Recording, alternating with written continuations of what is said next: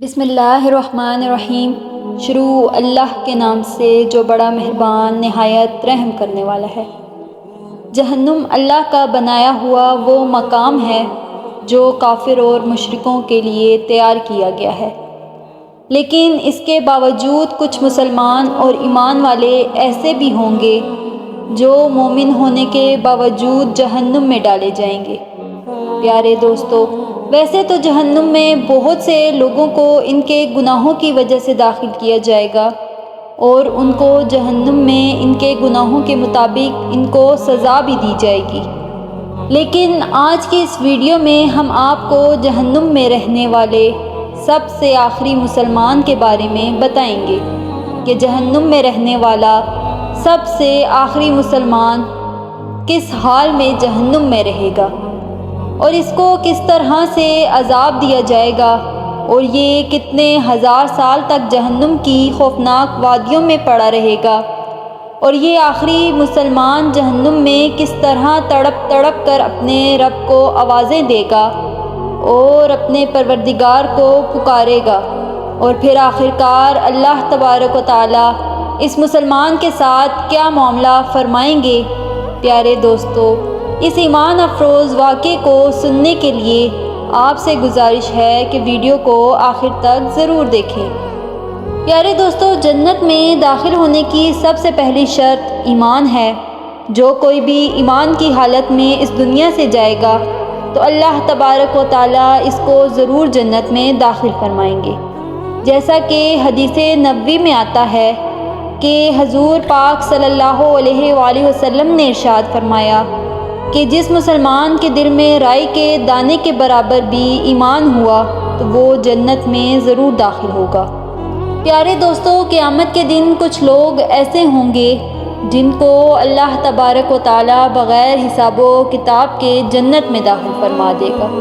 اور کچھ ایسے ہوں گے جو اس دنیا سے ایمان کی حالت میں تو جائیں گے لیکن ان کے گناہ اتنے زیادہ ہوں گے جس کے سبب ان کو سیدھا جنت میں داخل نہیں کیا جائے گا، بلکہ پہلے ان کو جہنم میں داخل کیا جائے گا، اور وہاں پر ان کو ان کے گناہوں کے مطابق سزا دی جائے گی، اور پھر اس کے بعد ان کو جہنم سے نکال کر جنت میں داخل کر دیا جائے گا۔ لیکن یہاں یہ سوال ہر کسی کے دماغ میں آتا ہے کہ جب جنت میں جانے کے لیے ایمان ہی شرط ہے تو پھر ایمان والوں کو جہنم میں ڈال کر اس کے بعد ہی جنت میں کیوں داخل کیا جائے گا؟ سیدھا جنت میں ہی کیوں نہیں داخل کیا جائے گا؟ اس سوال کے اعتراض میں علماء کرام بیان فرماتے ہیں کہ جنت اللہ تعالیٰ کا بنایا ہوا وہ پاکیزہ مقام ہے جو اللہ تعالیٰ نے پاکیزہ اور نیک لوگوں کے لیے تیار کیا ہے، لہٰذا جو لوگ ایمان والے تو ہوں گے لیکن گناہگار ہوں گے اور گناہوں کے سبب وہ سب ناپاک ہوں گے، لہٰذا اللہ تبارک و تعالی پہلے ان کو جہنم میں داخل فرمائے گا اور ان کو سزا دے گا جس سے وہ پاک ہو جائیں گے، اور پاک ہونے کے بعد اللہ پاک ان کو جہنم سے نکال کر جنت میں داخل فرما دیں گے، اور جو پاکیزگی کی حالت میں ہی اس دنیا سے جائیں گے ان کو اللہ تبارک و تعالی سیدھا جنت میں داخل فرمائیں گے، جبکہ جو لوگ دنیا میں اللہ کی نافرمانیاں کرتے رہے اور گناہوں میں مبتلا رہے اور اسی حالت میں اس دنیا سے چلے گئے تو اللہ تعالیٰ ان کو جہنم میں ضرور داخل فرمائے گا، اور ان کو ان کے گناہوں کی سزا ضرور ملے گی، اور یہ بھی ممکن ہے کہ اللہ اپنی رحمت سے جسے چاہے اسے معاف فرما دے۔ پیارے دوستو، اب بات کرتے ہیں جہنم میں رہنے والے سب سے آخری مسلمان کے بارے میں۔ اس کے متعلق روایات میں آتا ہے کہ ایک مرتبہ حضور اکرم صلی اللہ علیہ وآلہ وسلم صحابہ کرام کی مجلس میں جلوہ افروز ہوئے تھے کہ ایک شخص حضرت محمد مصطفیٰ صلی اللہ علیہ وآلہ وسلم کی خدمت میں حاضر ہوا اور عرض کرنے لگا، یا رسول اللہ، کوئی ایسا مسلمان بھی ہوگا جو جہنم میں رہے گا؟ تو حضور اکرم صلی اللہ علیہ وآلہ وسلم نے ارشاد فرمایا، ہاں،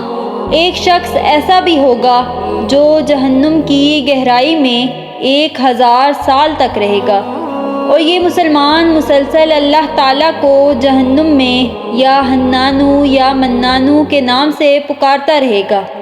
حضور اکرم صلی اللہ علیہ وآلہ وسلم نے ارشاد فرمایا، ایک دن یہ شخص اس قدر بلند آواز میں اللہ تبارک و تعالیٰ کو یا حنانو یا منانو کہہ کر پکارے گا، اس کی آواز حضرت جبرائیل علیہ السلام جہنم کے قریب سے گزرتے ہوئے سن لیں گے، اور حضرت جبرائیل علیہ السلام حیران ہو کر فرمائیں گے کہ یہ کیسی عجیب بات ہے کہ کوئی مسلسل اللہ تعالیٰ کو یا حنانو یا منانو کے نام سے پکار رہا ہے۔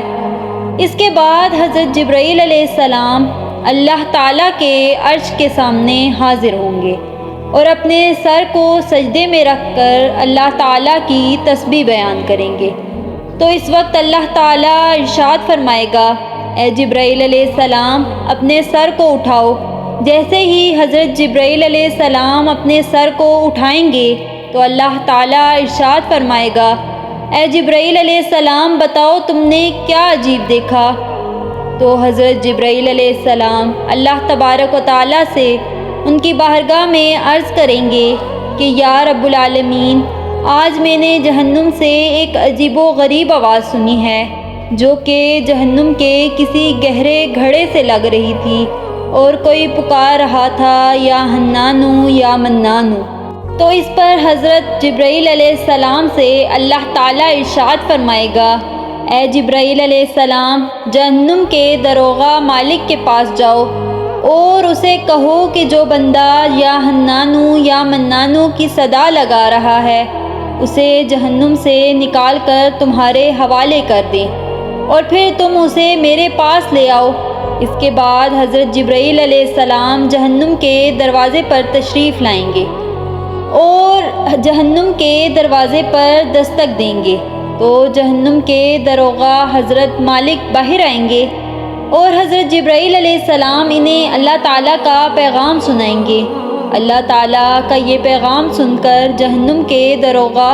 حضرت مالک جہنم میں اس بندے کو تلاش کرنے کے لیے جائیں گے۔ اس کے بعد حضور اکرم صلی اللہ علیہ وآلہ وسلم نے ارشاد فرمایا کہ جیسے ماں اپنے بچے کو پہچانتی ہے ویسے ہی حضرت مالک جہنم کو پہچانتے ہیں، لیکن اس کے باوجود آپ یا حنانو یا منانو کہنے والے شخص کو تلاش نہ کر پائیں گے اور باہر تشریف لے آئیں گے۔ اس وقت جہنم کے داروغہ حضرت جبرائیل علیہ السلام سے عرض کریں گے کہ اے جبرائیل علیہ السلام جہنم نے گہرا سانس لیا ہے، اسی لیے کون سی چیز پتھر ہے اور کون سی چیز لوہا اور کون انسان ہے اس کی پہچان نہیں ہو رہی۔ چنانچہ یہ بات سن کر حضرت جبرائیل علیہ السلام دوبارہ اللہ تعالیٰ کے دربار میں حاضر ہوں گے اور اپنے سر کو سجدے میں رکھیں گے اور اللہ تعالیٰ کی پاکی بیان کریں گے۔ تو اللہ تعالیٰ حضرت جبرائیل علیہ السلام سے فرمائے گا، اے جبرائیل علیہ السلام اپنے سر کو اٹھاؤ، تم یا حنانو یا منانو کہنے والے شخص کو کیوں نہیں لائے؟ تو حضرت جبرائیل علیہ السلام اللہ تعالیٰ کے حضور عرض کریں گے کہ یا رب العالمین داروغہ جہنم حضرت مالک نے بھی معذرت کر لی ہے، وہ کہتے ہیں کہ جہنم نے ایک گہرا سانس لیا ہے جس کی وجہ سے پتھر، لوہے اور انسان کے درمیان کوئی فرق نہیں بچا، یہ سب جل کر کوئلہ بن چکے ہیں اور کسی چیز کی پہچان نہیں ہو رہی۔ تو اللہ تعالیٰ ارشاد فرمائے گا، اے جبرائیل علیہ السلام جہنم کے داروغہ مالک سے جا کر کہو